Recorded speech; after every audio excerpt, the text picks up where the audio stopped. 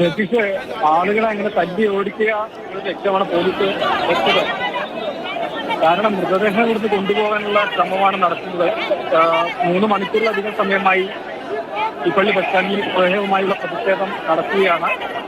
അതുകൊണ്ടാണ് ചർച്ചകളൊക്കെ ഊർജിതപ്പെടുത്തിക്കൊണ്ട് മൃതദേഹം അധിക സമയം ഇങ്ങനെ നിരത്തിൽ വെച്ച് പ്രതിഷേധം അനുവദിക്കേണ്ടതില്ല, അത് അവസാനിപ്പിക്കണം എന്നുള്ളത് കൊണ്ടാണ് ചർച്ച നടത്തി അതിനുണ്ടായ തീരുമാനം ബസ് സ്റ്റാൻഡിൽ വെച്ച് പൊതുജനങ്ങളെല്ലാവരും കേൾക്കത്തക്ക വിധത്തിൽ തന്നെ MLA-മാർ അവതരിപ്പിച്ചത്. പക്ഷേ അത് അംഗീകരിക്കാൻ കഴിയില്ല, അതിലൊന്നുപോലും അംഗീകരിക്കാൻ കഴിയില്ല. കേട്ട് മടുത്ത പല വാഗ്ദാനങ്ങളും പ്രഖ്യാപനങ്ങൾ അതിലുണ്ട് എന്ന നിലപാട് ജനങ്ങൾ സ്വീകരിച്ചത്, കർഷകർ സ്വീകരിച്ചത്. വൈദികന്റെ പ്രതികരണത്തിലേക്ക് ഇവിടെ MLA വന്ന് വഷളാക്കിയിട്ട് അച്ഛന്മാരുടെ മടങ്ങി ജനങ്ങൾ മടങ്ങി കയറണ്ട, ആൾക്കാർ ഇവിടെ തല്ലി ചതയ്ക്കണം. എന്ത് കാര്യം ആൾക്കാർ നിൽക്കേണ്ട, ആൾക്കാർ ശാന്തമാവുക, ബോഡി സംസ്കരിക്കാന്നുള്ളതേ ഉള്ളൂ. ജനപ്രതിനിധികളോട് ജനങ്ങളെ സംരക്ഷിക്കാനുള്ള കാര്യം ചെയ്യാൻ പറഞ്ഞു, ജനങ്ങൾക്കെതിരെ നിൽക്കാനല്ല പറയേണ്ടത്. ഇവിടെ സംഭവിച്ചതാണ്. ഇപ്പൊ രാഷ്ട്രീയക്കാരെല്ലാം കൂടി ഞങ്ങളുടെ മണ്ടയ്ക്ക് കയറുക. ഞങ്ങൾ ആരും ആഹ്വാനം കൊണ്ടുവന്നില്ല. ഞാനിവിടെ നാട്ടുകാരനായിട്ട് വന്നതാണ് ഞാൻ, അല്ലാതെ ആൾക്കാർ കൂട്ടി വന്നതല്ല.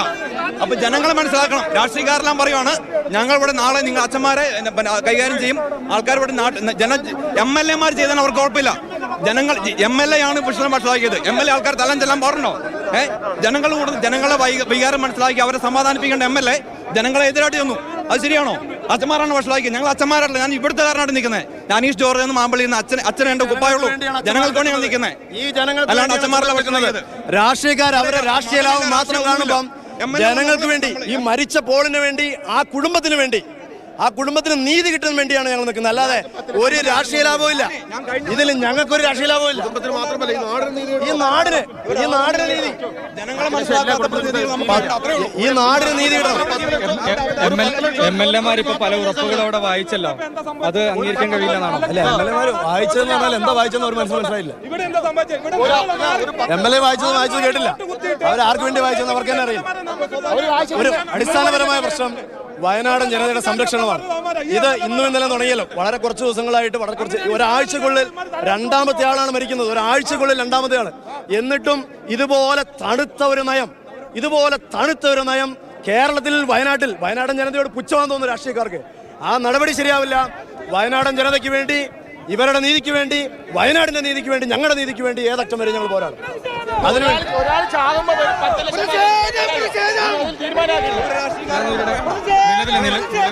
മൃതദേഹം കൊണ്ടുപോകാൻ കഴിയാത്തൊരു സാഹചര്യമാണ്. മൃതദേഹം കൊണ്ടുപോകാനൊന്നും തടസ്സമില്ലെന്നേ.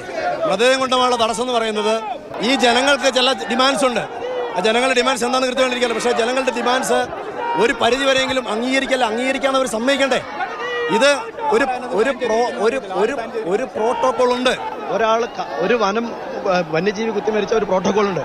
അത് പറയാനാണ് പിന്നെ ഈ ജനപ്രതിനിധികൾ ആവശ്യമില്ലല്ലോ. അത് പറയാൻ നമുക്ക് വേണ്ടത് പുതിയ നയങ്ങളാണ്, അതുണ്ടാക്കിയെടുക്കണം. രീതിയിൽ ജനങ്ങളെ പ്രകോപിപ്പിച്ചല്ല പറയണ്ടേ. അതാണ് ഇവിടെ നടന്ന കാര്യം. അതാണ് ജനപ്രതിനിധികളെ പ്രകോപിപ്പിച്ചിട്ടാണ് ഈ ആൾക്കാർ തല്ലുകൊണ്ടത്. നമ്മൾ കാരണമല്ല. ഇവിടെ ഞാൻ ജനങ്ങളുടെ ഒരുത്തന്നെ, അല്ലാണ്ട് വേറെ ആരുമില്ല. ഞങ്ങൾ ആരും പുൽപ്പള്ളിക്കാരൻ നിലയിൽ മാത്രമേ ഉള്ളൂ. അല്ലാണ്ട് MLA വന്ന് ജനങ്ങളോട്, നിങ്ങൾ കണ്ടതല്ലേ, മീഡിയക്കാർ കണ്ടതല്ലേ, ജനങ്ങളുടെ കൂടെ നിൽക്കേണ്ട ആൾക്കാർ ജനങ്ങളെ പ്രകോപിപ്പിക്കണം. വേണമെങ്കിൽ മേടിച്ച് അവതാരമല്ല. ഒരാൾ മരിച്ചു കിടന്നിട്ടാണ് അവതാരം തരുന്നവർ അല്ല. ഞങ്ങൾ ചോദിക്കുന്നത് ഈ മരിച്ച ആളുടെ ജീവന്റെ വില അല്ല ചോദിക്കുന്നത്. ഞങ്ങളെല്ലാവരും ജീവനാണ് ചോദിക്കുന്നത്. ഞങ്ങൾക്കവിടെ ജീവിക്കണ്ടേ? ഇന്ന് ആന ഇറങ്ങി കടുവ രണ്ട് പശുക്കളെ കൊന്നു. ഞങ്ങളുടെ കുട്ടികളെല്ലാം സ്കൂളിൽ പോകുന്നതാ, കടുവ വരുന്നു, പിടിച്ചു തിന്നുന്നു. ഇവരിതുപോലെ ചർച്ച നടത്തും. ബോഡി കൊണ്ടുവന്ന് ഞങ്ങൾ എത്ര ബോഡി കൊണ്ടുവരും. എത്ര ബോഡി കൊണ്ടുവന്ന് ഞങ്ങളിവിടെ സമരം നടത്തും. അതാ വിഷയം. അതിനിപ്പോൾ ആൾക്കാരെ തല്ലിച്ചതിക്കാന്നുള്ളതല്ല ന്യായം. MLA-മാർ സമാധാനം ഉണ്ടാക്കാതെ ഇവിടുന്ന് പോകാൻ പാടില്ല. അത്രേ ഉള്ളൂ. MLA-മാർ സമാധാനം ഉണ്ടാക്കാൻ. മൃതദേഹത്തിനടുത്ത് ലാത്തി ചാർജ് വരെ നടത്തേണ്ടതായി വന്നു. എങ്ങനെയാണ് ഈ പ്രതിഷേധം ഒന്ന് തണുപ്പിക്കാൻ കഴിയുക? പ്രതിഷേധം തണുപ്പിക്കുക എന്നുള്ളത് ജനപ്രതിനിധികളുടെ ഉത്തരവാദിത്തമായിരുന്നു. അവരാണ് വഷളാക്കിയത്. ഇതിപ്പോൾ മാന്യമായ രീതിയിൽ ജനങ്ങൾക്കറിയാം. ജനങ്ങൾക്ക് ബോഡിയുടെ വഷളായ കാര്യങ്ങൾ അറിയാം. അവർ തന്നെ അത് ചെയ്യും. അതിനകത്ത് ആരും ഒരു തരത്തിലും എതിർ നിൽക്കുകയല്ല. ബോഡി കൊണ്ട് സംസ്കരിക്കുക, മാന്യമായിട്ട് സംസ്കരിക്കുക എന്നുള്ളത് ഞങ്ങളുടെ ഉത്തരവാദിത്തമാണ്. എന്നാൽ ജനങ്ങളുടെ ഉത്തരവാദിത്തമാണ്. അത് എല്ലാവർക്കും അറിയാം. അത് ചെയ്യും. നമ്മൾ ക്രമീകരണങ്ങൾ ചെയ്യും. പക്ഷേ ഇത് അങ്ങോട്ട് അടുപ്പിക്കണ്ടല്ലോ, അവർ ചെയ്യണ്ടല്ലോ. ഞങ്ങൾ അങ്ങോട്ട് ചെല്ലുമ്പോൾ അവർ ചെയ്യുന്നില്ല. രാഷ്ട്രീയക്കാർ സമ്മതിക്കുന്നില്ല.